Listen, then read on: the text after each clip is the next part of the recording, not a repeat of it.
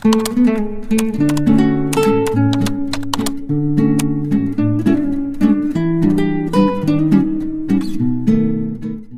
beses ka ba naming pagsasabihan na hiwalayin mo na si Louie? Masyadong marami ang babae na umaaligid doon. At paniguradong, niloloko ka lang. Hindi ka namin pinalaking tanga, Katya. Mariing pumikit si Katya dahil sa panibagong sermon na naman ng mama niya. Second anniversary nila ni Louie ngayon, ngunit hindi pa rin ito matanggap ang relasyong mayroon sila. Ma, sa kanya ako masaya. Mahal namin ang isa't isa. Malaki rin ang tiwala ko sa kanyang hindi niya ako lulukuhin. Buntong hininga na sagot niya. Anak, hindi ka namin pinagpipilitang hiwalayan siya at pakasalan ng piyansay mong si Warren dahil lang sa pera. Alam namin kung ano ang makakabuti sa iyo at mas mapapanatag ang loob namin kung kayo magkakatuluyan. Aalis na ako. Pupuntahan ko lang si Louie sa kumpanya niya dahil may lakad kami. Pambabaliwala ni Katya sa sinabi ng papa niya at lumabas na ng bahay. Minsan na silang nagkita ni Warren at mahihahalin tulad itong model sa taglay na kagwapuhan. Kaya nga lang, masyadong cold at bihira lang magsalita kaya mukhang hindi rin sila magkakasundo. Huminto si Katya sa tapat ng opisina ni Louie at kumatok ng 3 beses bago pumasok kaya ng nakasanayan niyang ginagawa. Kaya lang, imbis na mga nagkalat na papeles ang naabutan, mga damit pa ni Louie kung saan-saan. Wala siyang inisip na masama. Ngunit dahil sa pambabaing damit na nasa pintuan, doon kumalabog ng malakas ang dibdib ni Katya. Paano kung mahuli tayo ni Katya? Alam mo naman desidido siyang pakasalin ka imbis na ang piyansay niyang si Warren. Malanding tinig ni Casey sa loob ng kwarto ng opisina kung saan magkatabi sila ni Louie sa iisang kama. Sekretarya ito ni Louie ngunit nahulog din siya sa taglay nitong kagandahan. Ikaw lang ang mahal ko, Casey. Hindi ko lang magawang hiwalayan si Katya dahil may impluwensya ang pamilya niya. Isa pa, kalaban ng kumpanya ko ang hawak ni Warren, kaya hindi sila pwedeng makasal. Sagot pa ni Louie dito. Mabilis na tinakpan ni Katya ang bibig niya para wala silang marinig na ingay dulot ng paghikbi. Hanggat maaari ay ayaw niyang malaman ng dalawa ang nakita niya, kaya agad siyang umalis sa opisina ni Louie at doon na nilabas ang luhang kanina pa pinipigilan. Good morning, Miss Miranda. Hinahanap niyo po ba si Sir? Mukhang nasa loob lang sila ng opisina ng sekretary ng si Casey. Biglang sabi ng lumapit sa kanyang babae na nagtatrabaho rin sa kumpanya nito. Wag mo na lang sabihin na pumunta ako. Mukhang busy sila. Walang mapaglalagyan ng galit na nararamdaman ni Katya dahil sa pagtataksil ni Louie. Kahit pa nakailang text at tawag na ito sa kanya, at hinahanap siya dahil anniversary daw nila ngayon. Imbis na makipag-usap ay dinaan na lang muna niya sa pag-inom sa bar. Miss, nakakarami ka na ng inom. Marami pa naman lalaki dyan na bastos. Wala ka bang ibang kasama rito? Nag-aalalang tanaw ng bartender na mukhang mabait naman at kaedad niya lang. Kaya ko ang sarili ko. Nasa 26 na ang edad ko. Single na rin simula ngayon. Ikaw ba? Ayaw mo sumama sa akin na mag-inom? Nalalasing na tanong pabalik ni Katya. Hindi kasi siya yung tipo ng babaeng umiinom at unang beses niya sa bar, kaya ganun na lang kalakas ang tama ng alak sa kanya. Samantala kakapasok pa lang din sa bar ni Warren para mag-celebrate kasama ng mga kasosyo niya dahil sa isang successful na project. Nang mapansin niya ang isang pamilyar na babae dahil sa ingay nito habang kumukuha siya ng alak sa counter. Saglit lang po sir, pakibantayin muna ang babae niyan. Hindi ko rin siya kilala pero lasing na masyado at wala namang ibang kasama. Nagpaalam muna ang bartender kay Warren para kunin ang order niya kaya wala siyang ibang choice kundi bantayan ang babae. Kaya lang, nang lumingon ito sa kanya ay laking gulat niya dahil si Katya pala ito. Ang fiancé niyang hanggang ngayon ay hindi pa rin pumapayag sa proposal niya. What are you doing here? Alam ba ng parents mo na nandito ka sa bar? Sino ka ba? Teka, mukhang pamilyar yung mukha mo. Kakilala na ba tayo? Bumuntong hininga si Warren dahil sa masyado na itong nangangamoy alak at papikit-pikit na mga mata. It's me. Hindi mo na ako kailangan alalahanin pa. Sumama ka na sa akin at iuwi kita. Akmang hahawakan niya ito nang iwaksi ni Katya ang kamay niya at nagsimulang manubig ang mga mata. Ayokong umuwi sa bahay. Ipapamukha lang nila sa akin na tama sila at mali ako. Na dapat hiniwalayin ko agad yung manlulokong Louie na yon. Galit na galit ako sa kanya. Niloko ka niya? Ikaw na ba mismo nakakita? Tanong ni Warren dito. Alam niyo na talaga siguro, no? Ang tanga ko talaga. Mahal ko siya eh. Sinenyasan ni Warren ng bartender na ipahatid na lang ang alak sa mga kasama niya dahil kailangan niyang unahin muna si Katya. Kahit ilang beses man siyang tinanggihan ng dalaga, darating din ang araw na ito mismo ang lalapit sa kanya. At baka nga, ito na ang pagkakataon na yon. Kung ayaw mo pang umuwi sa inyo, sa bahay ko na lang muna. Matagal ka lang hinihintay ng lugar na yon. Sabi niya sa dalaga. Salamat ha. May girlfriend ka na ba? Gusto mo pakasal tayo? Pangaaya ni Katya dahil na rin sa kalasingan. Tumaas naman ang kilay ni Warren dahil sa biglaan nitong sinabi. Saka mo na ulit banggitin yan kapag hindi ka nalasing. Sa ngayon sumama ka muna sa akin. Kinabukasan nagising si Katya dahil sa sakit ng ulo dala ng hangover. Nang ilibot ang paningin ay napansin niyang hindi ito sa kanyang kwarto at agad nagpanik dahil mukhang may lalaking tumangay sa kanya kagabi. Kung hindi lang siguro pumukas ang pinto at iniluwanon si Warren, ay baka nabaliw na siya kakaisip. Ikaw? Paano nandito ako sa bahay mo? Ayaw mong iuwi kita kaya dito na lang kita dinala. Kung nag-aalala kang may ginawa ako sa'yo, tingnan mo muna ang suit mo. Kalmadong sagot nito sa kanya. Yun nga ang ginawa ni Katya at nakahinga naman ng maluwag dahil yun pa rin ang suot niya kagabi. Bakit nandun ka sa bar kagabi? Nang babae ka rin, no? Kung sa bagay, ganyan naman kayo mga lalaki. Hindi nakukontento sa isa lang. Kung anong ugali ng boyfriend mo, ay huwag mo itulad sa akin. Tinulungan lang kita at wala akong hinihingang kapalit dun. Irap na sagot ni Warren. Sure ka na wala kang gustong gawin sa akin kagabi? Lalaki ka rin naman. Imposibleng napigilan mo. Pagak na natawa si Katya na para bang hindi pa rin nahihimasmasan sa kalasingan. Ganun pa man, nanatiling kalmado ang reaksyon ni Warren. Wala naman ako sinabing ayoko. Mas maganda lang siguro kung hindi tayo lasing pareho. Agad ang laki ang mata ni Katya, saka hinagi sa kanya ang ulo na hawak. Sabi na nga ba eh. Doon ka na nga. Uuwi na ako. Alam kong wala ka na aalala sa mga sinabi mo kagabi. Pero sana, huwag mong kalimutan ang tinanong mo sa akin. Paalala pa nito. Tumaas ang gilid ng labi ni Warren dahilan para tumindig ang balahibo ni Katya. Sabay na palunok. Ang alin, may iba ba akong nabanggit na hindi maganda? You asked me about marriage. Oo ang sinasagot ko. So kailan ang kasal? Halos malaglag ang panga ni Katya dahil sa hindi makapaniwalang sinabi niya yon. Biro lang naman ang sinagot ni Warren. Ngunit mukhang naaliw siyang pagbasta ng reaksyon nito. Pinaglalaruan mo ba ako? Sawa na akong makarinig ng mga kasinungalingan. Huwag ka nang tumagdag pa, Warren. Kailan ba ako nagbibiro sa kasal na usapan, Miss Miranda? Ikaw lang naman yata ang iniisip na hindi ako seryoso. Pagkatapos ng ginawa ng ex mo, ayaw mo pa rin mapunta sa akin? Fine.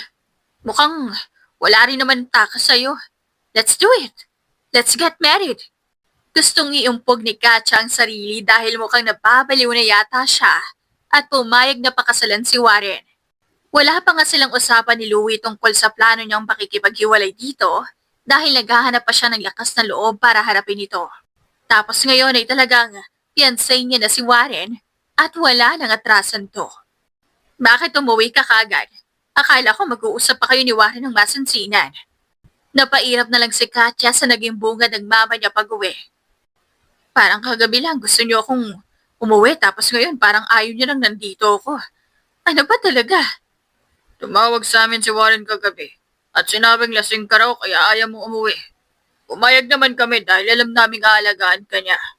Singit pa nagpapanyag malaki ang ngiti sa mga labi habang si Katya ay nasasaktan pa rin kung bakit nagawa niyang maglasing ng ganon. Tama nga kayo. Niloko ko ni Louie. Hihiwalayin ko na siya. Maliban doon, pumayag na ako sa alok na kasal ni Warren. Alam din ni Warren na niloloko ka lang ng lalaking yon. Kaya pumayag siya sa gusto naming ipakasal kayo. Kung namulat ka lang agad sa pinaggagawa ng hayop na yun, baka hindi ka nasasaktan ng sobra ngayon. Mahinahong sabi ng mama niya. Lilipas din to. Sisiguraduhin kong nakakaganti ako sa kanila. Matigas niyang sagot.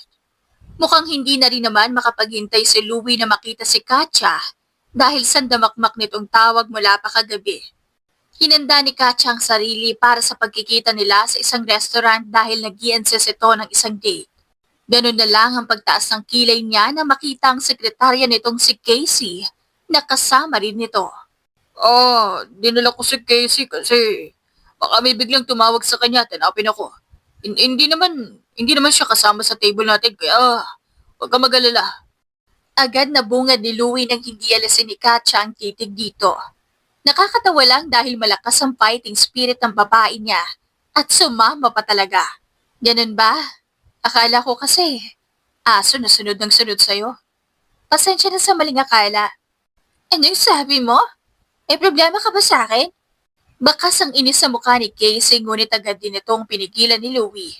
Kapansin-pansin pa ang pasimple nitong paghawak sa kamay, kaya pagak na natawa si Katya.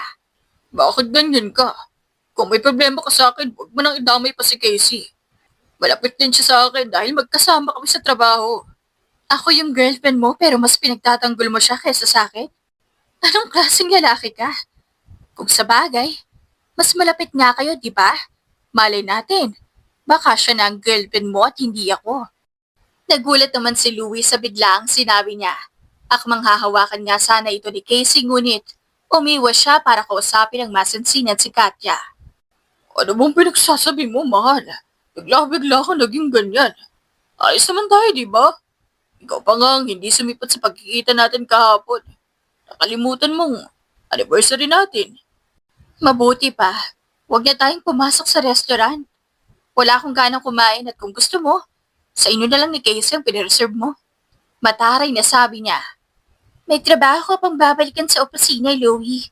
Kung hindi ka agad alis ngayon, baka late ka na rin pati sa meeting. Singit pa ni Casey para lang makuha ang atensyon nito. Napairap na lang si Katya sa ginawang excuse para lang masolo ang boyfriend niya. Na hindi na ngayon. Narinig mo siya, di ba? Aalis na raw kayo kahit wala pang kalahating oras na magkasama tayo. Paano mo ngayon ipapaliwanag sa akin na mali ang iniisip ko? Naniniwala ka naman ba na sa sinasabi ng iba? Gusto lang nilang paghiwalayin tayong dalawa, mahal. Sekretaryo ko lang si Casey, mahal. Mapait na napangiti si Katya dahil sa patuloy nitong pagsisinungaling kahit gaano nakahalata ang lahat. Kung wala kang aaminin sa akin, sige ako meron. Kung sa tingin mo nagbubulag-bulagan pa rin ako hanggang ngayon, nagkakamali ka. Alam ko ang relasyong meron kayong dalawa. Kaya simula na yon, break na tayo. Inihagis niya sa mismo mukha nito ang mga wedding plans na ginawa nilang magkasama. Wala lang saysay ang mga yon dahil hindi naman na matutuloy. Teka lang, Katya, saglit. Makinig ka naman sa akin, oh. Kahit saglit lang, magpapaliwanag ako. Louie, ano ba? Pabayaan mo na siya. Wala ka lang mapapala sa babaeng yan. Successful lang kumpanya natin kahit wala siya. Pangungonsinti pa ni Casey rito, dahilan para sila naman ngayon na magkasagutan. Hindi na nagabala pa si Katya na magsalita at mabilis na bumalik sa sarili nitong kotse para magmaneho papuntang bar. Yun lang kasi ang tanging paraan para mailabas ang natitirang galit at hinanakit niya ngayon. Sa kasamaang palad, napansin niya ang isang pamilyar na kotseng nakaparada roon. Bago pa man makapasok sa bar, ay sinalubong na siya ni Warren na nakataas ang kilay. Iinom ka na naman? Balak mo bang sunugin ang katay mo? Panimula pa ni Warren. Konti lang. Wala ako sa mood ngayon kaya gusto kong uminom. Sinulya pa nito ni Katya saglit, saka umiwas ng tingin. Maraming bagay na pwedeng gawin kapag wala ka sa mood. Sa lahat ng pwede mong maiisip, alak pa talaga? Tangaling tapat pa lang, Miss Miranda. Well, Mr. Ford, walang pinipiling oras ang pag-inom. At saka bakit ikaw nandito ka rin naman Siguro, tapos ka na rin uminom, no? Pangbabato pa ng salita ni Katya dito, isang malalim na buntong hinigalang ang sinagot ng binata na para pang problema na naman ang aabutin niya sa dalaga. Umiinom lang ako kapag may celebration. May kinausap lang din ako sa loob. Not my business. Pagtataray nito. But you're my business. Fiancé na kita. Baka nakakalimutan mo. Hindi na nagpatumpik-tumpik pa si Warren at hinila na si Katya papunta sa kotse niya. Mukhang wala rin namang magagawa mga salita niya at matigas ang ulo nito kaya mas mabuting pilitin na lang. Saan mo ba ako dadalhin? May sarili akong kotse na naiwan doon. Gusto ko lang naman gumana pakiramdam ko kahit saglit lang. Ipapakuha ko na lang ang kotse mo. Pupunta tayo ng bundok. Chill lang pala ang gusto mo. E di doon tayo. Ha? Saang bundok? Tamad ako mag-hiking dahil nakakapagod yon. Marami namang lugar, bakit doon pa? Isang pilyong ngiti ang sinagot ni Warren sa kanya bago nagsalita. Honeymoon bago ang kasal. Palanado na yan. Napairap na lang siya dahil halata namang hindi ito seryoso. Kahit namang walang masyadong alam si Katya tungkol sa ugali nito, alam naman niyang malaki ang respeto ni Warren sa mga magulang niya. Kaya ang bagay na yon ay hindi mangyayari. Sana nga lang. Pagkababa nila ng kotse ay nagpalit sila ng motor at aangkas siya rito para makakyat sila sa itaas. Wala namang ibang choice dahil tatanggi naman si Katya kapag hiking ang usapan. Ang laki naman ng bahay na nandito. Bakit isa lang? Sa'yo lang ba to? Tanong niya nang makarating sila sa tuktok ng bundok. Oo, dito ako pumupunta kapag stress ako sa trabaho at ayoko ng storbo. Maganda rin ang view, kaya relaxing sa lugar na to. Pumikit pa saglit si Warren para damhin ang malamig na simoy ng hangin. Wala ka ng parents, di ba? Kaya ba sa'yo lahat ng nakapangalan ng mga naiwan nila kabilang ng mga kumpanyang pinapatakbo mo mag-isa? Yes. Bago sila namatay, kaibigan na sila ng mga magulang mo. Kaya kahit hindi ka pa-graduate ng college doon, nakatakda ka ng ikasal sa akin. Huling-hiling nila yon bago sila namatay sa isang car accident. Wala siyang pinagsabihan ng mga bagay tungkol sa personal niyang buhay ngunit hindi siya nagdalawang isip na sabihin kay Katya.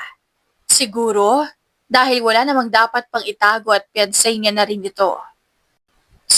Sorry, hindi ko dapat tinanong pa. Wala naman kasing sinabi sa akin tungkol dyan ng parents ko. Buong akala ko, dahil lang sa pera kaya tayo kakasal. Napakagat siya ng labi sa sinabi. It's fine. Wala na rin kayo ni Louie kaya sigurado naman na sa akin ka na. Kahit sa totoo lang, sa akin ka naman dapat na una. Hindi ako ganun kasigurado na pakasalin ka. I mean, kakahiwalay lang namin ang ex ko. Baka magamit lang kita sa healing at moving stage ko. Baka rin isipin mo na second option kita dahil pinili kita pagkatapos akong lokohin ng hayop na yon.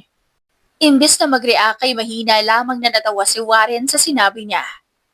Ikaw lang ang nag-iisip niyan. Ayos lang naman sa akin eh. Walang problema.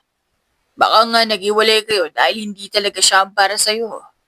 At wala rin naman akong balak na ibalik ka sa kanya. Seryoso ka ba? Akala ko pa naman na aayawan mo na ako dahil ilang beses kitang tinanggihan. Ganun na lamang ang gulat ni Katya. Why would I?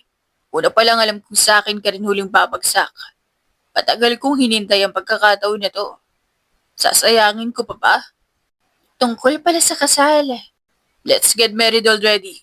Nagpa-schedule na ako. 2 araw mo lang ngayon. Itatali na kita. You still have your freedom. Maliban na lang ang bumalik sa ex mo. Putol ni Warren sa sinasabi niya. Wala naman akong balak pang bumalik doon. Ang sa akin lang, bakit ang bilis naman yata? Nagtatakang tanong ni Katya. Muli ay ngumisi ito na halatang may binabalak. I want a child with you. Yun ang goal ko sa taon nito.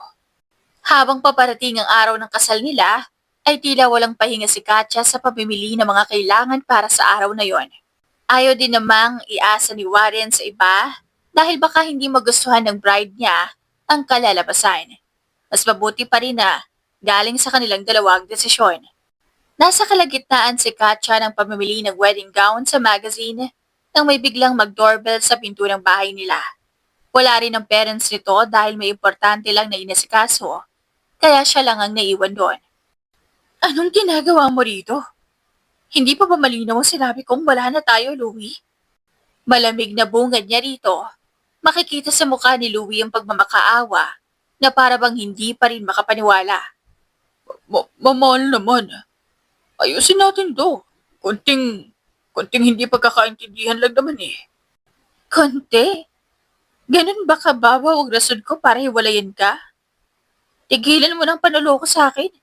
Ayaw mo lang namang mapunta ako kay Warren dahil di hamak na mas maimpluwensya siya kesa sa'yo.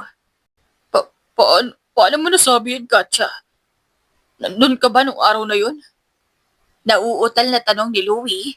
Ikinatawa lang ni Katya saka siya malakas na sinampal.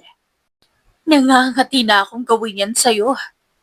Akala mo ba isa akong laruan na pwede mong paikutin kahit kailan mo gusto? Pwes, hintayin mo ang araw na luluhod ka sa akin para magmakaawa. Sa kabilang banda, papalapit na si Warren sa bahay nila Katya nang makita sa di kalayuan ng ex nitong si Louie na pinipilit ang piyansay niyang sumama. Agad nag-init ang ulo ni Warren, gayong wala na itong karapatan pa sa dalaga, kaya mabilis siyang lumabas ng kotse at nang makalapit, ay inambahan ito ng suntok sa muka. Sa susunod na hawakan mo, piyansay ko. Hindi lang yan ang aabutin mo. Malamig na pagbabanta ni Warren dito. Kumalma ka lang. Huwag mo na siyang patulan, pumasok na tayo sa loob. Singit ni Katya, saka hinila siya papalayo rito. Akmang aalis na sana sila nang biglang magsalita si Louie. Papawiin ko si Katya sa'yo. Alam kong mahal niya ba ako at inatanggi niya lang dahil sa galit. Wala pa rin mangyayari kahit magpaksal kayo. Kailan ka pa marunong magpatawa? Kahit umiyak ka ng dugo sa harapan ko, wala na akong pakialam pa sa'yo. Yan ang tatandaan mo. Banta niya rin sa ex. Dumating na nga ang araw ng kasal nila Katya at Warren. Maraming kasosyo nila sa trabaho na nasorpresa dahil sa biglaang pagyayari. Ngunit masaya naman para sa kanila, lalong-lalo na ang parents ni Katya. Marami nga silang inimbita maliban na lang kina Louie at Casey na hindi pumunta. Siguro ay iniisip ng mga ito na ipapahiya lamang sila sa araw ng kasal niya. Marami tayong mga besita na kakausapin. Bakit nakabusangot ang mukha mo? Nag-aalalang tanong ni Warren dito. Umaga pa lang sa simbahan nakatayo na tayo. Gabi na at hindi pa tayo tapos. Pagod na mga pa akong maglakad. Gusto mo na bang magpahinga? We can leave the party. Total, nandito naman ang parents mo at pwedeng sila na lang ang makipag-usap sa iba. Sumang-ayon naman si Katya at agad na nilapitan ng mga magulang na busy sa pakikipagtawanan. Nang mapansin silang papalapit ni Warren, ay kaagad ding pinaling ang atensyon sa kanila. Sorry sa istorbo. Nagpapaalam lang sana ako dahil gusto ko na magpahinga. Kayo na lang muna ang bahala sa party. Sasamahan ko na rin siya, ma. Baka mahirapan siya sa pag-ayos. Sige, walang problema. Siguraduhin niyo magkakapo kagad kami, ha? Nakangiting sagot ng mama ni Katya at tinignan pa sila ng may panunokso. Gusto namin ang kambal. Siguro naman hindi yan mahirap para sa'yo, Warren. Dagdag pa ng papa nito. Mahina lamang na natawa si Warren habang si Katya ay halos takpan ng tenga dahil sa iya. Susubukan po namin pa. Mauna na kami. Sagot naman ni Warren.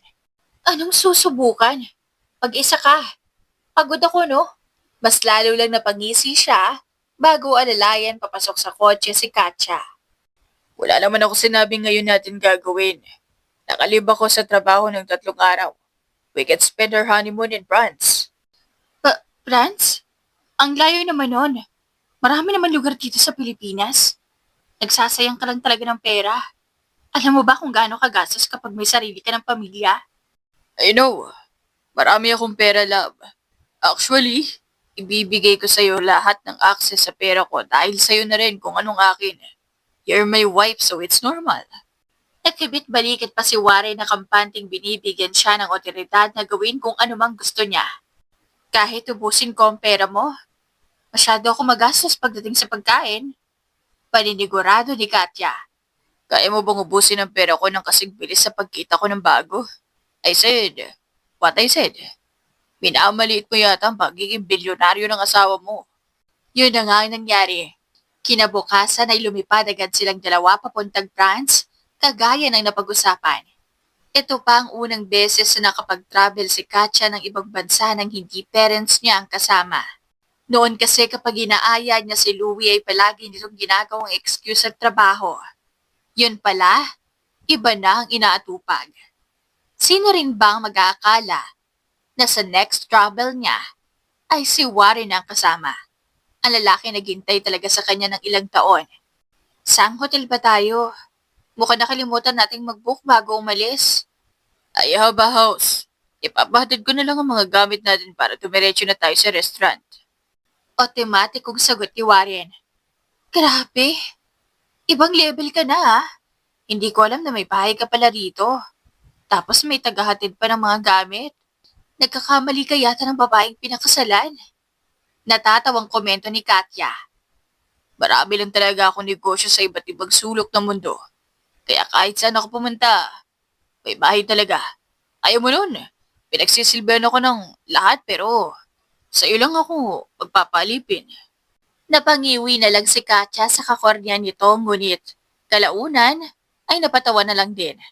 Ngayon niya lang napansin ang ganoong side ni Warren, gayong hindi naman halata sa labas at masungit itong tignan.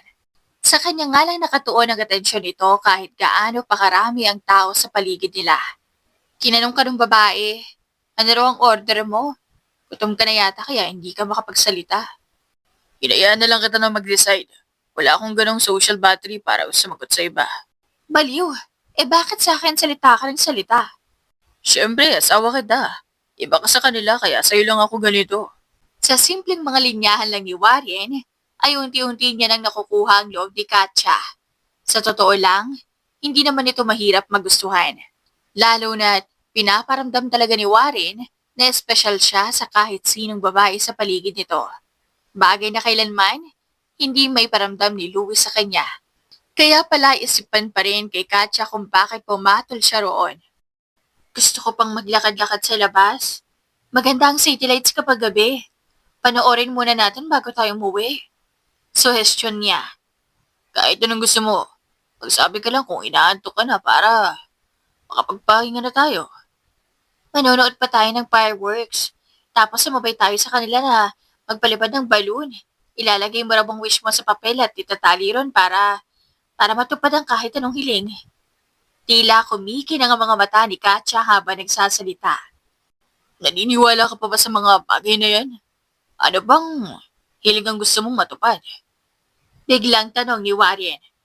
Basta, secret lang. Wala namang mawawala kung susubukan natin, di ba? Bigyan mo ako ng isang papel. Magpapalipad din ako ng balon kasama ang sulat. Oh, akala ko ayaw mo.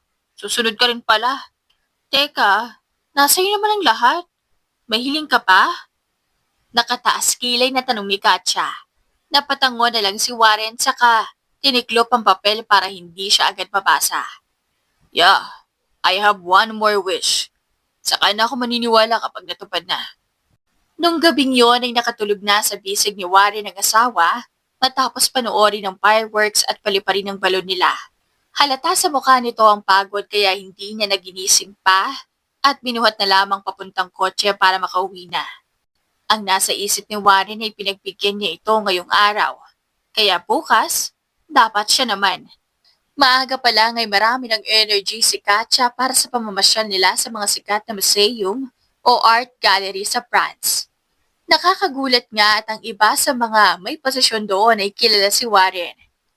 Picture mo ako rito, dali. Marunong ka ba mag-angle? Teka, tuturuan kita. Hindi ako masyadong mahilig sa pagkuha ng litrato pero susubukan ko. Ayoko sa mga kamera at napipilitan lang akong magpakuha kung may special na okasyon na pupuntahan. Ngayon, masanay ka na. Mahilig ako sa pictures.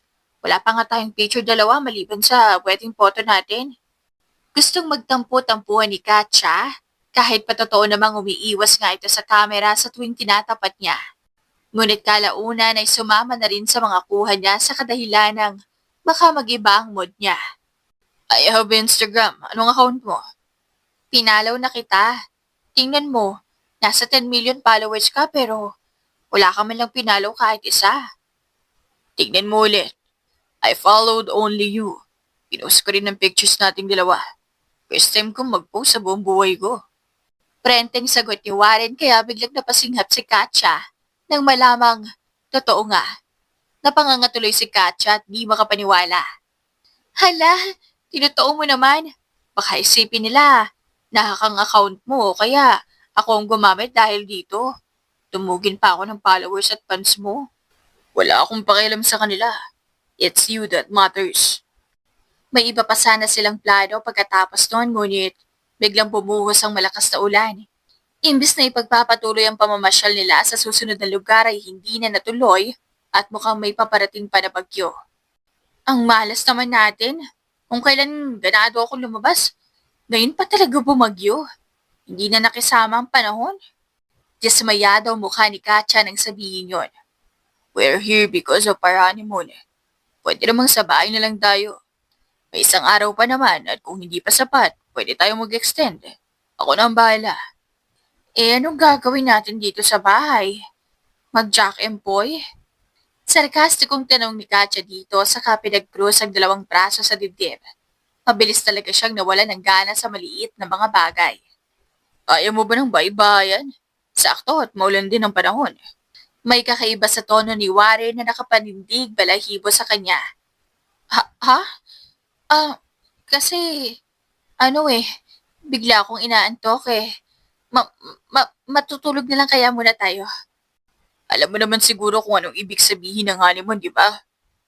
Nandito tayo para ron. Imposibleng uuwi tayo ng Pilipinas nang walang lagusang nasisira. Nakangising sagot pa dito. Lagusang ano? Mas lalo lamang napalunok si Katya dahil sa tensyon sa pagitan nilang dalawa. Doon pumasok sa isip niyang wala na siyang kawala pa kay Warren. Mag-asawa na sila at natural lamang na gawin ang bagay na yon. Kaya lang, nangingibabaw pa rin ang hiya sa kaloob-looban niya. Ilang beses ako nag-test na kunin ka dahil gusto kong maging maayos ang lahat. Bago kita makuha, ayaw mo pa rin ba akong pagbigyan sa pagkakataon na to? Hindi ko kasi alam kung paano. Wala naman akong ideya kung paano gagawin ang ganung bagay. Napakagat na lamang ng labi si Warren dahil sa pagiging cute nito tingnan. Halatang nahihiya nga siya dahil sa namumula nitong tenga at hindi pa makatingin ng mata sa mata.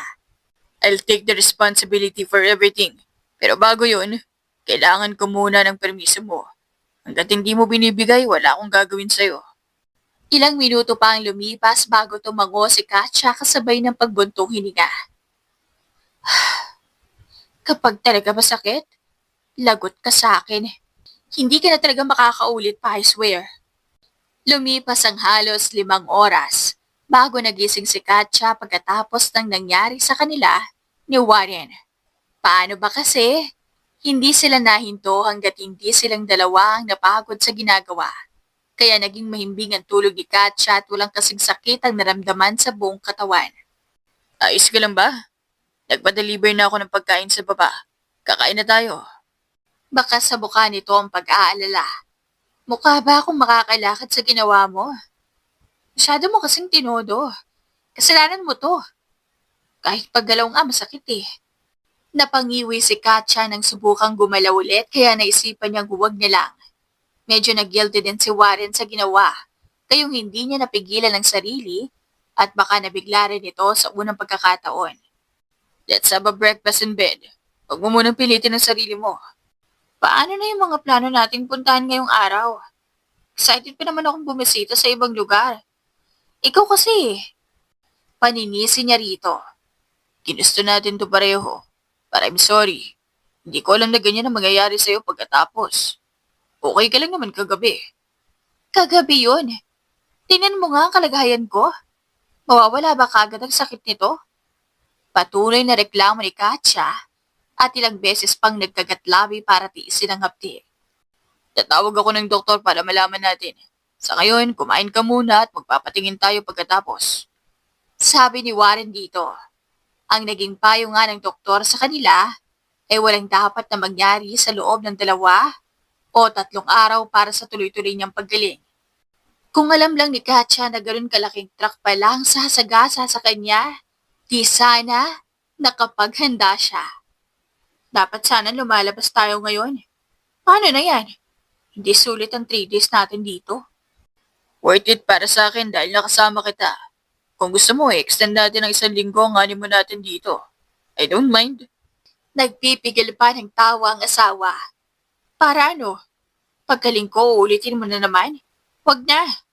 Uuwi na tayo kapag nakalakad na ako ng maayos. Sinamaan niya ng tingin si Warren na ngayon ay natatawa na lang sa reaksyon niya. Alam kasi nitong siya ang dahilan kung bakit hindi makalakad ang asawa niya, kaya todo pag-aalaga ang ginagawa niya rito. Last day na natin dito. Ano gusto mong iuwi? Ipapackage na lang natin lahat. Para naman tayong nag-abroad niyan. Pero gusto ko rin sanang magdala ng pasalubong kay Mama at Papa. Not to mention Louie at Casey. Bakit kasama sila? Ayos na ba kayo? Kumpara sa akin, hindi ko sila mapapatawad sa ginawa nila sa'yo. Ngumiti lang ng napakatamis si Katya sa kanya, saka napaisip. Gusto ko lang naman manginggit. Masama bang ipagmalaki ko sa kanila na bilyonaryo ang asawa ko? Dahil doon ay lihim na napangiti si Warren. Ganun pala siguro ang pakiramdam na may nagmamalaki sa'yo. Hindi rin naman ganun kalambot si Katya pagdating sa mga taong malaki ang atraso sa kanya. Mas masarap pa rin sa pakiramdam kapag maganda na nga ang buhay mo, nakaganti ka pa kahit konti. Nang tuluyang makauwi ng Pilipinas ay agad na bumalik si Warren sa kumpanya dahil ilang araw din siyang nawala. Habang si Katya naman ay naiwan sa bahay nilang mag-asawa para makapagpahinga. Doon pumasok sa isip niya ang ideyang magtatayo ng sariling business para kahit papaano ay may maambag siya. Good morning, ma'am. Ano kailangan mo? Tanong ng guard sa labas ng kumpanya ni Warren. Ngumiti lang si Katya dito sa pag-aakalang baka hindi siya nito kilala. Good morning po. Nasa opisina ba si Warren? Ako nga pala ang asawa niya. Pasensya na po, ma'am. Kailangan ko lang ng ID mo na napapatunay na ikaw nga si Mrs. Ford. Ilang beses na kasi nangyayaring may mga babae na nagpapanggap bilang girlfriend ni Sir para lang makapasok sa loob at mag-skandalo. Napakamot pa ito sa batok saka nagalinlangan siyang tingnan. Kinapa naman ni Katya ang bulsa ng suot na pants, pero hindi naman siya nakapagdala. Ayos lang. Tatawagan ko na lang siya. Matapos tawagan si Warren ay agad itong sumulpot galing sa loob at nakakunot pa ang noong tiningnan si Manong Guard. Siya ang asawa ko. Tatandaan mo yan kung ayaw mong matanggal sa trabaho. Sorry po, sir. Sorry, Mrs. Ford. Sana mapatawad niyo ako. Nagsisising sagot nito at ilang beses pang yumuko. Sinamaan naman ni Katya ng tingin ng asawa dahil sa pananakot nito sa guard. Okay lang po, walang problema. Hindi niyo naman alam at saka naiintindihan ko po. Tuluyan nang nakapasok sa loob si Katya at dahil kasama niya si Warren, halos lahat ng atensyon ay nasa kanila. Sa dami na nagtatrabaho para rito ay pili lang ang nakadalo sa kasal nila. Kaya hindi masisisi ni Katya kung bakit iba ang tingin nila sa kanya. May problema ba? Mukhang hindi ka komportable. Napalingon si Warren sa paligid nang mapansin ang kanyang pagkailang. Nasaan ba ang opisina mo? Nakatingin na kasi sila sa atin. Di mapakaling sagot niya. Don't worry. Naninibago lang sila. Ngayon ka lang pumunta sa kumpanya ko. Masasanay din sila sa presensya mo sa susunod. Tungkol sa business kasi ang sadya ko kaya ako nandito. Kasi, bala ko magtayo ng cake shop pero wala pa akong pwesto. Magpapatulong sana ako sa'yo. Panimula ni Katya nang maisara ang pintuan ng opisina nito. Lumingon naman si Warren sa kanya na para ba binabasa ang reaksyon niya. I have a lot of business. Pwede kitang bigyan kahit anong gusto mo. Hindi na kailangan pang maghintay kang may tayo ang cake shop mo. Ayoko. Pinaghirapan kong makuha ang kahit ano. At saka, gusto kong magkaroon ng sariling business. Pwesto lang ang hinahanap ko. Tanggi naman ni Katya. Fine. Ako nang bahala sa ipapatayo mo. Saka mo na lang isipin ng pera kapag simula ng business. Pagbayag ni Warren ay kiniliwanag naman ang mukha niya. Thank you, love. The best ka talaga. Simpleng salita lang pero iba't ibang pakiramdam ang binibigay nito sa asawa. Wala nang masihigit pa kapag na-appreciate ni Katya mga effort niya. Nang maghapon ay dumiretso sa mall si Katya para libangin muna ang sarili. Nakatanggap kasi siya ng text mula sa inutusan niyang ipadala ng pasulubong sa kumpanya ni Louie para sa kanila ni Casey. Baka nga hindi nagustuhan ng mga ito dahil kasama sa loob ng box ang mga peking ipis para dagdag panakot lang. Good afternoon, miss. Marami kaming bagong damit sa section na to. Gusto mo bang itry?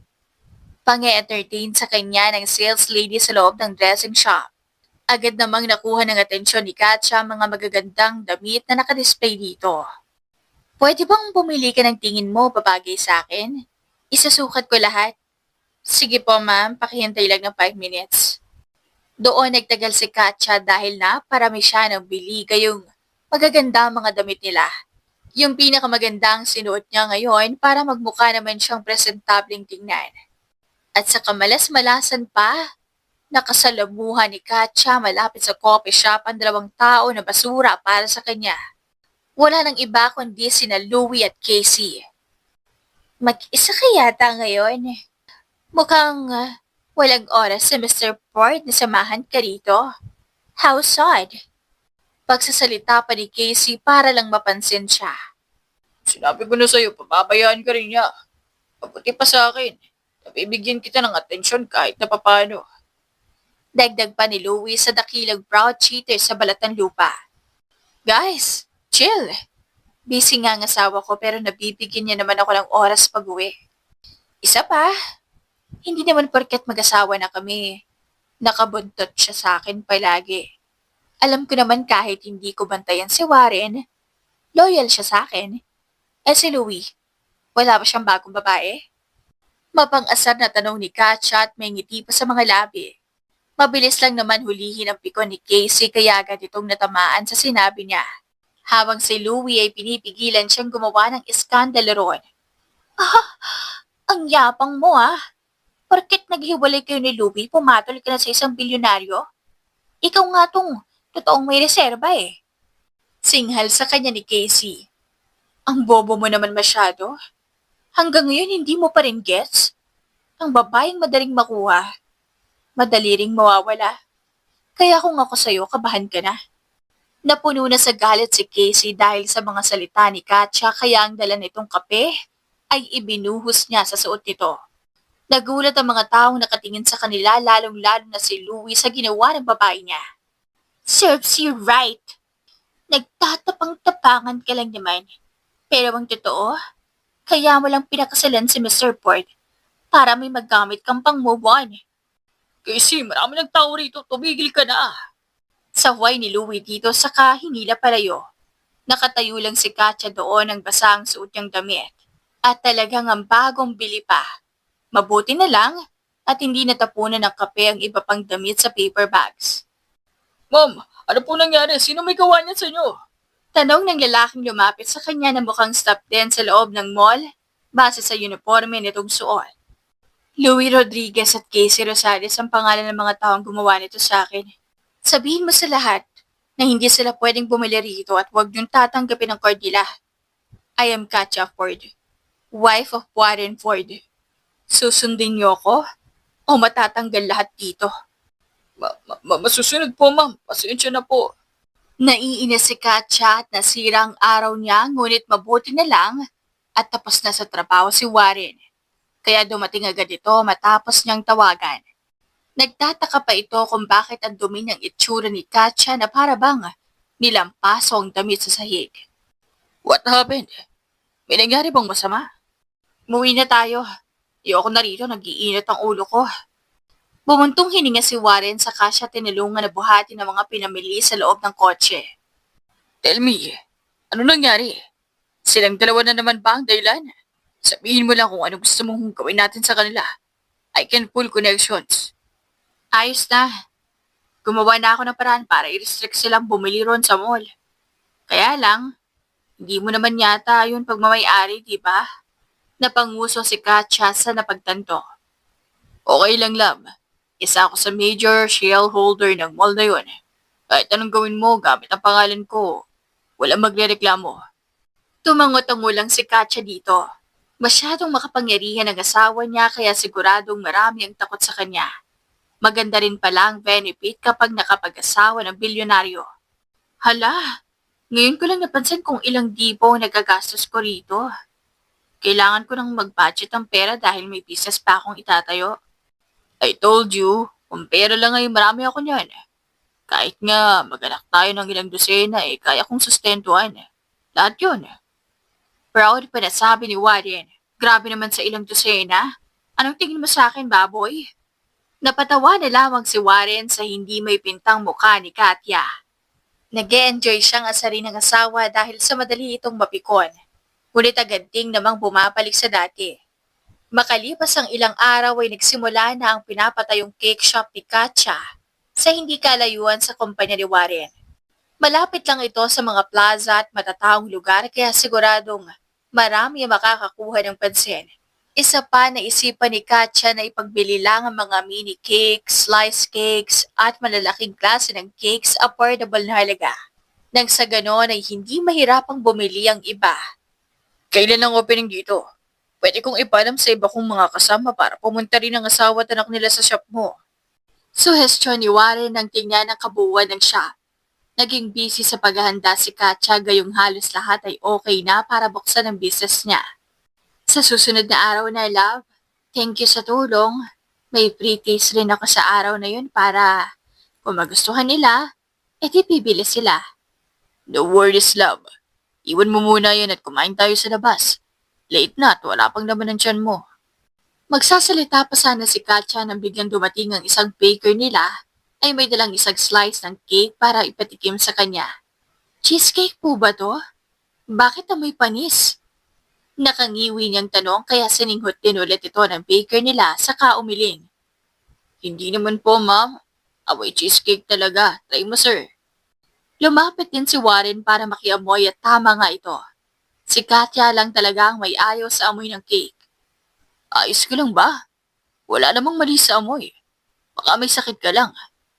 Wala namang masakit sa akin. Di bale, baka ibang amoy lang yung kanina. Okay na yan. Paki-display na lang. Imbis na kumain sila sa nakasanayan na restaurant ay biglang nag-request si Katya na doon na lang sa seafood restaurant dahil nagkikrave siya nito. Pinagbigyan naman siya ni Warren at hinayaan na mag-order ng kahit na ano. Masyadong manghang pinili mo. Hindi ko naman napansing mahilig ka sa mga maanghang. Natigilan si Katya sa pagsubo ng pangatlong serving nang magsalita si Warren. Parang masarap eh. Ayaw mo ba? Kanina ka pa nga nakatingin sa akin habang kumakain. No, busog na ako. Kanina pa ako tapos kumain. Hihintayin na lang kita na matapos bago tayo umalis. Nagtataka si Warren kung bakit naparami ng sobrang kinain ni Katya pero nang sabihin nitong hindi siya nakapag-umagahan ay naintindihan niya naman kaagad. Mas pinagkakabalahan lang nila ang trabaho, kaya tuwing gabi na lang sila nakakapagbigay ng oras sa isa't isa. Kaya lang, sa sumunod na mga araw ay palagi nang nagiging cravings ni Katya mga pagkaing maanghang. Kahit sa cake shop niya ay nagpagawa siya ng cake na maanghang ng flavor at nalungkot nang walang bumibili kahit na isa. Ma'am, sobrang anghang po kasi ng cake na pinagawa niyo. Wala po kasing gumagawa ng cake na ganun kaya siguro hindi patok sa panlasa ng iba. Pakilagay na lang dyan sa mesa. Ako na lang ang kakain. Nakasimangot na sabi niya tumupo na sa table para hintayin ang cake. Pansin ko lang po, ma'am. Alos araw-araw na kayong kumakain ng maanghang. Hindi mo masakit ang tiyan niyo? O baka naman may mali sa katawan mo. Normal lang siguro to kapag tumataas na ang edad. Nagbabago ang gusto ng panlasa. Ayos lang naman ako, huwag ka mag-alala. Sagot ni Katya ngunit hindi pa man niya nauubos ang cake, ay nakaramdam siya ng biglang pananakit ng tiyan. Sa ilang beses na kumain siya na maanghang, ay ngayon lang nag-react ang katawan niya. Anong problema? Masakit na po ba ang tiyan niyo? Baka dahil na yan sa mga kinakain niyo. Nag-aalalang tanong nito sa kanya. Pakitawag nga ako ng taxi. Magpapatid akong hospital. Saka mo na lang ipaalam kay Warren. Dahil nasa importanteng meeting pa siya. Bilisan mo. Ang sakit na ng tiyan ko. Napapikit na lang si Katya sa sakit ng tiyan niya na para bang pinipiga ito sa loob. Mabuti na lang at mabilis na nakarating ang taxi sa pinakamalapit ng hospital at nailagay na siya sa emergency room bago pa man manghina ang buong katawan niya. Samantala, kakatapos lang ng meeting ni Warren sa kumpanya nang makatanggap siya ng tawag mula sa cake shop ng asawa. Nagpapanik ang boses nito pero isa lang ang malinaw niyang narinig at ito ay ang ospital. Ano nangyari sa asawa ko? Bakit siya sinugod dito? Agad na bungad ni Warren nang makapasok sa loob ng kwarto. Mukhang ikaw si Mr. Ford. Tungkol sa asawa mo, ayos naman siya ngayon. Nagkaroon lang ng indigestion sa mga kinakain niyang manghang. Sagot ng doktor sa kanya sa kasabulyap kay Katya na mahimbing na natutulog. Halos araw-araw na lang siyang kumakain ng manghang. Is it normal? Tanong ulit ni Warren dahil hindi na siya makapakali rito. Oo naman. Buntis siya. Kaya natural lang kung ganun ng craving si Mrs. What? Buntis siya? Nakangangang tanong ni Warren na hindi makapaniwala sa narinig. Pilit pa na pinoproseso ng utak niya mga sinabi ng doktor. Kung gano'n ay senyales na pala mga cravings nito sa maanghang at kunting mood swings ni Katya tuwing umaga. Bakit nga ba hindi yun sumasagi sa isip niya? Oo, hindi mo ba alam? Kung ganun ay hindi pa kayo nakakapagpa-check up sa OB. Ito ang ultrasound copy ng baby nyo at healthy naman siya. By the way, she's 7 weeks pregnant. Thank you, Doc. Sakto at ilang minuto rin ay nagising na si Katya na walang alam sa nangyayari. Napansin niyang nakaupo sa couch si Warren at parang wala sa sarili habang may hawak na papel. Kumunot ang noon niya nang hindi siya mapansin ito kaya napilitan si Katya na bumaba ng kama. Kailan ka pa nandito? Ano yung hawak mo? Napabalik sa ulirat si Warren sa boses niya at walang pasabing niyakap siya. Hindi mo alam kung gaano ako kasaya ngayon. Binigyan mo ko ng pinakamagandang regalo na natanggap ko sa buong buhay ko. Ha? Hindi kita maintindihan, ano ba yan? Nang kunin ni Katya ang hawak nitong papel ay siya naman ngayon ang hindi makapagsalita. Ilang beses gumalaw ang bibig niya, ngunit wala namang salita na lumalabas mula rito. Yes, love. Magkakaanak na tayo. Kaya simula ngayon, may limitasyon na ang oras mo sa pagtatrabaho. Maaga rin akong uuwi para ipagluto ka ng gusto mo. At higit sa lahat, kukuha ako ng katulog sa bahay pati personal driver mo kung sakaling nasa trabaho ako. Masayang sagot ni Warren. Kahit patunog protective siya, ay dapat lang naman talaga gayong magiging isa na silang pamilya. Matutupad na ang hinihiling niyang magkaroon sila ng anak. Teka, dahan-dahan lang. Ang dami mo namang plano. Sabihin mo na natin to sa parents ko. Sabi pa ni Katya. Okay, sige. Pupunta agad tayo ngayon. Kung gaano kasaya si Warren ay ganun din ang parents ni Katya. Mas marami pa nga itong suggestions at paalala sa kanila gayong magiging magulang na rin sila. Habang si Katya naman ay napapaisip ng sobra. Kung tama bang magkaanak na sila agad ni Warren. Masyado silang busy pareho sa trabaho at baka wala ng oras para mag-alaga ng bata. Ang over mo naman, kasing liit pa nga lang ng buto ang anak mo. Baka mamaya iniisip mo na kung saan-saan siya magka-college. Yeah, ganun ako kasaya. I can imagine na tinupad agad ang hiling ko dun sa letter na pinalipad natin kasama yung balloon sa France. Mahinang natawa si Warren nang maalala ito. Sumabay lang naman sana siya sa gusto ni Katya ngunit mukhang totoo nga ito. Wala nga talagang mawawala kapag sinubukan. May dumating pang biyaya sa kanila. Ready ka na bang... Ready ka na bang maging tatay? Kasi sa totoo lang, ako hindi pa masyado. Hindi naman sa sinasabi kong ayoko sa anak natin. Biglaan lang kasi. Nagdadalawang isip pa kasi si Katya na sabihin ang nasa isip niya ngunit nangyari na. Alam ko magiging mabuti kang ina, love. Don't overthink. Tutulungan naman kita. Tayong dalawa ang sasalo sa lahat ng responsibilidad. At kung hindi mo kaya, ayos lang.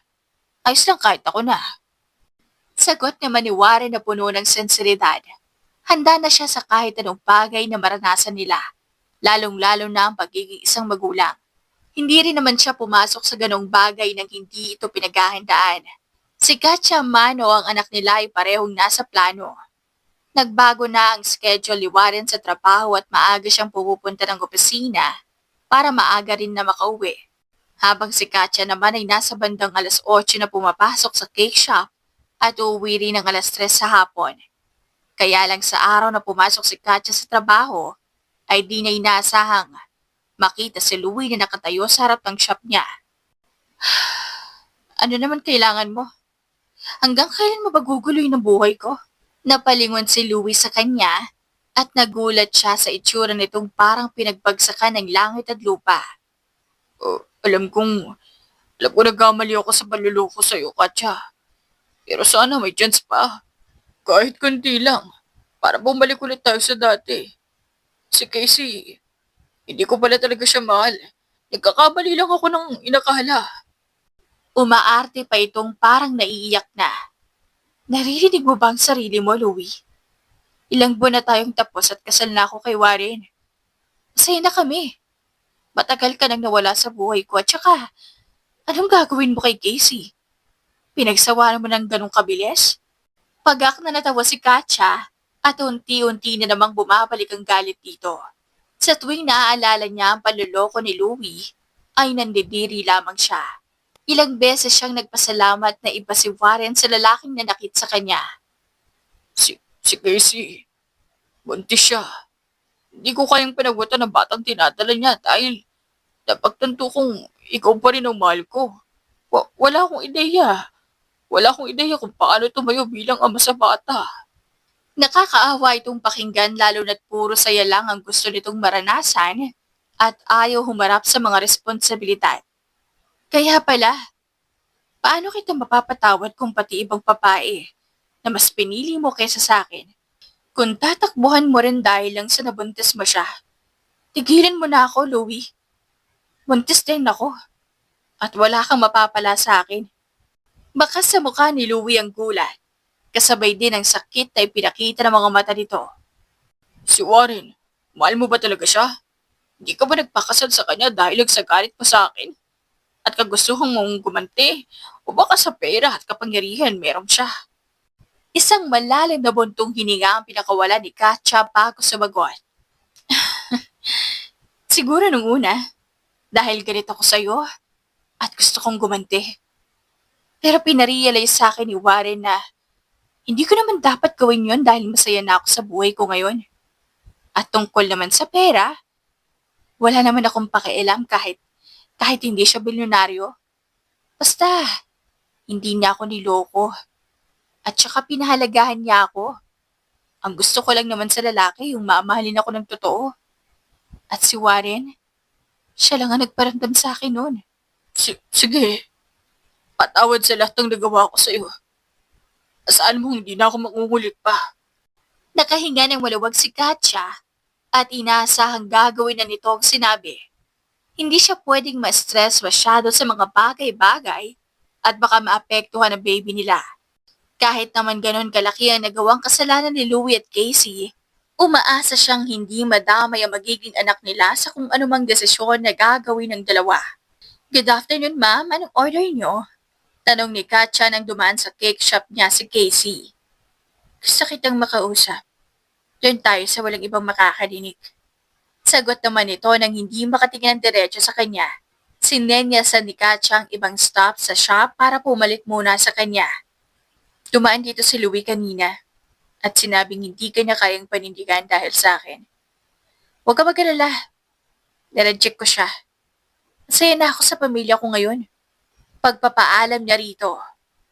Alam niya kung anong pakiramdam na pinagtataguan ng mga bagay-bagay. Kaya ayaw ni Katya na gawin ito kay Casey kahit pa sa kabila ng pagtataksil na ginawa nito sa kanya. Mabuti ka ba masaya? Akala ko, kapag nakuha ko na si Louie, magiging masaya na rin ako pero hindi. Katawan lang ang habol niya sa akin. Mapait pa itong napangiti saka mabilis na pinunasan ng tumulong luha sa mga mata. Alam mo, may parte sa akin na nagpapasalamat. Dahil kung hindi mo inagaw sa akin si Louie, baka pagsisihan ko rin na magiging buhay kasama siya. Pero wala akong hiniling na maging ganyan ang kahihinatnan niyo. Karama na lang siguro ang gumalaw dahil sa panluloko niyo sa akin.